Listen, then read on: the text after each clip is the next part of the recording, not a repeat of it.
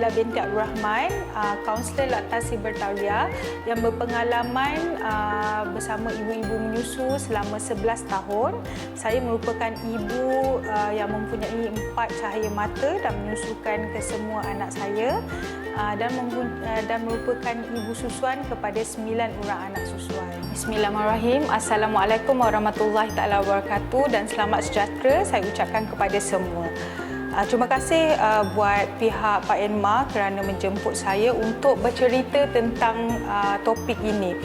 Ini antara topik yang paling dekatlah di hati saya kerana saya merupakan kaunselor laktasi. Dalam masa yang sama, saya juga seorang ibu yang bekerja yang mana menyusukan anak dengan susu ibu. Okey, kalau kita tengok dalam situasi sekarang, ramai sangat ibu yang menjadi seolah-olah satu trend di mana mereka mengumpul stok susu yang sangat banyak, dan ada di kalangan ibu yang mana tak berjaya menyusukan atau tak berjaya mendapatkan bekalan stok yang banyak. Mereka rasa ini satu kegagalan untuk mereka.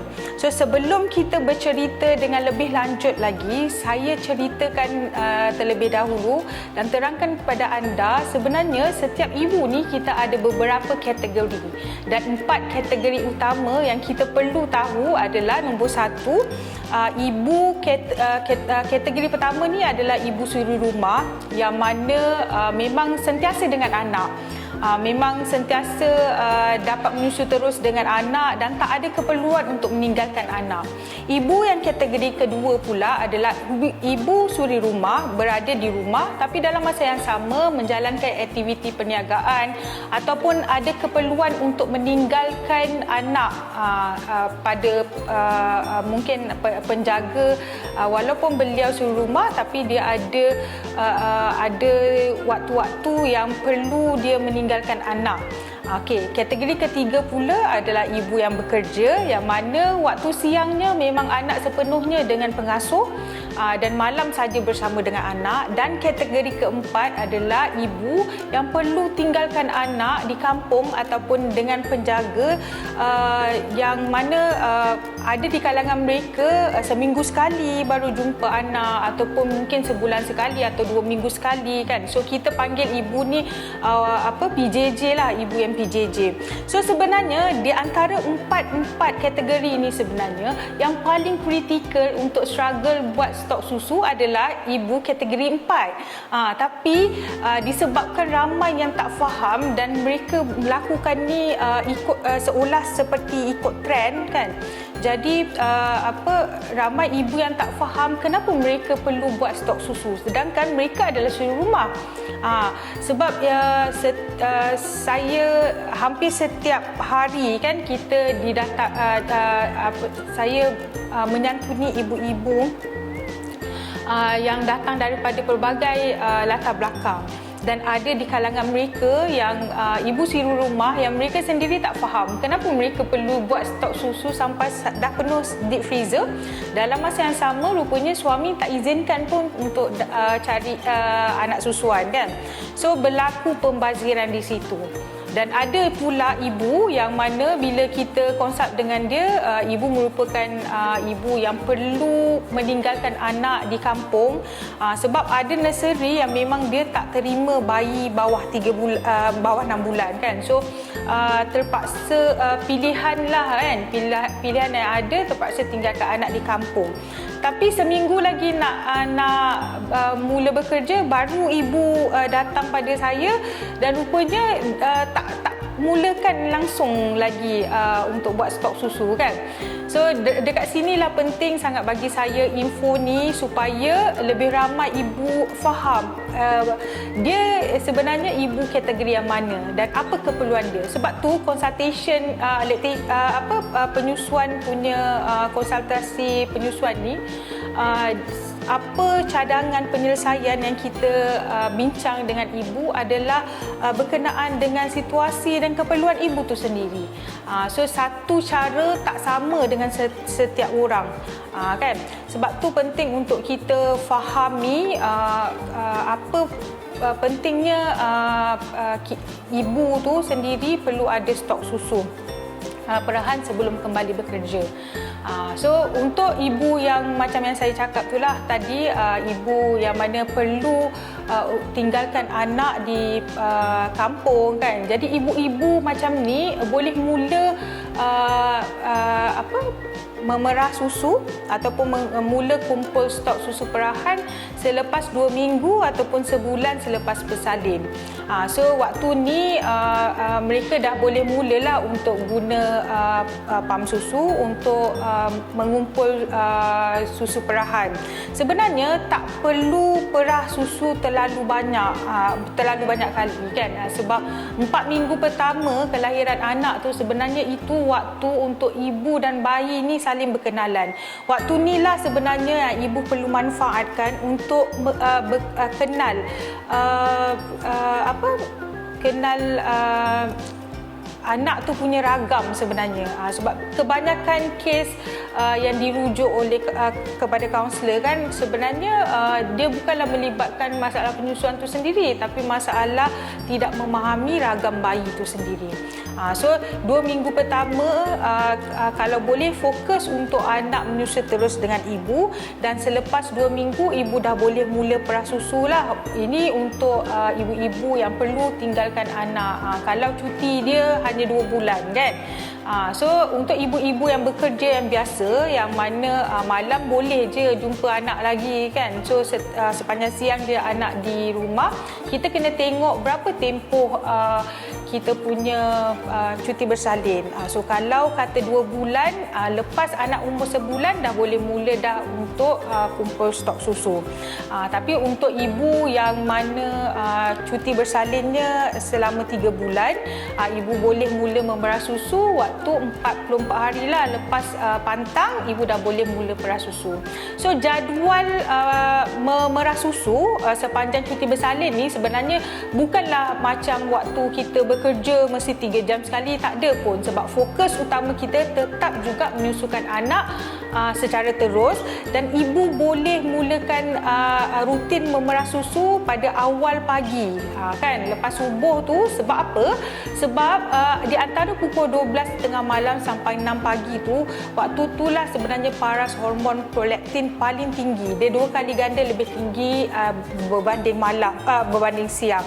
So kita akan gunakan waktu awal pagi tu, ibu pun fresh, baru bangun tidur kan. So waktu itulah sebenarnya waktu yang terbaik untuk kita perah susu dan jadikan sebagai stok susu.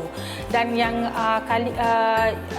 sesi kedua adalah selepas anak menyusu malam, bila anak dah tidur. Sebelum ibu tidur, ibu boleh perah susu juga.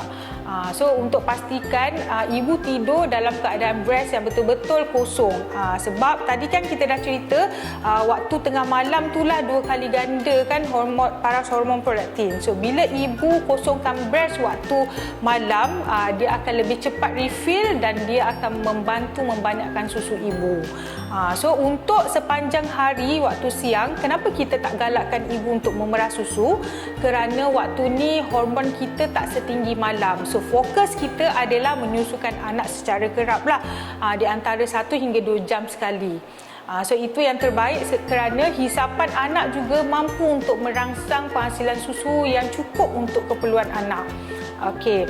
So kalau kita tengok zaman sekarang, sebaiknya lah kan, saya syorkan ibu-ibu manfaatkan penggunaan milk collector, tapi ia perlu digunakan dengan cara yang betul. Kerana milk collector ni kita boleh guna sebelah tadah waktu ibu menyusukan anak. So hasil tadahan tu juga boleh dijadikan stok susu. So ini semua cara yang sebenarnya yang membantu memudahkan ibu tu sendiri daripada perlu nak fikir nak set up pam susu, lepas tu perlukan masa untuk basuh peralatan pam semua tu kan. So manfaatkan sebaiknya. Selepas 2 minggu kelahiran, anak dah memang direct dengan ibu kan. So bila anak menyusu sebelah, ibu boleh lekapkan dengan cara kan, kita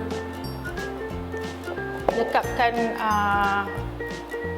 Ini picit dulu dan lepaskan. So nanti dia akan melekap dekat sebelah dan ibu bolehlah teruskan penyusuan. So anak akan kenyang dalam masa yang sama. Bekalan stok susu pun akan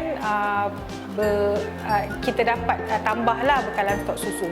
Kenapa ibu sepatutnya tak perlu pun sebenarnya simpan stok susu sampai beribu ounce?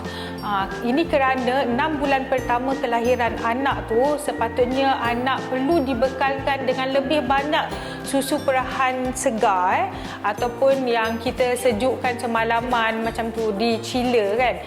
Sebab stok susu beku bukan kita kata tak baik, tapi sebenarnya lebih banyak nutrien yang terdapat dalam susu perahan yang segar ataupun yang tak pernah mengalami proses pembekuan lagi. Sebabnya prosesnya beku, lepas tu kita suamkan, itu semua akan membuatkan ada nutrisi ataupun ada antibody yang hilang waktu proses tersebut. Dan sebaiknya lah kan ibu bekalkan lebih banyak, lebih baik susu perahan yang segar. Ini kerana badan ibu akan menghasilkan antibody ikut keperluan bayi, ikut keperluan semasa bayi tersebutlah. Contohnya kalau anak tu tengah tak sihat, so badan ibu automatically akan menghasilkan antibody yang sesuai dengan keperluan anak untuk bantu anak sihat lebih cepat. So jika kita simpan stok susu tersebut, so anak tak dapatlah antibody yang sepatutnya dia perlukan waktu itu. So penting untuk ibu-ibu semua tahulah berkenaan dengan ini. So untuk ibu-ibu yang suri rumah ataupun memang tak ada keperluan untuk meninggalkan bayi anda, fokus dengan penyusuan secara terus. Kalau nak perah susu untuk kita panggil stok emergency kan, stok kecemasan, ibu boleh perah susu macam yang saya cadangkan tu lah, selepas sebulan ataupun selepas pantang baru kita boleh mula perah susu awal subuh atau sebelum tidur. So itu saja untuk mengelakkan pembaziran, sebab memang tak ada keperluan untuk ibu yang suri rumah yang memang sentiasa dengan anak untuk ada stok susu yang sangat banyak. So untuk ibu-ibu yang bekerja yang macam saya ceritakan tadi, jika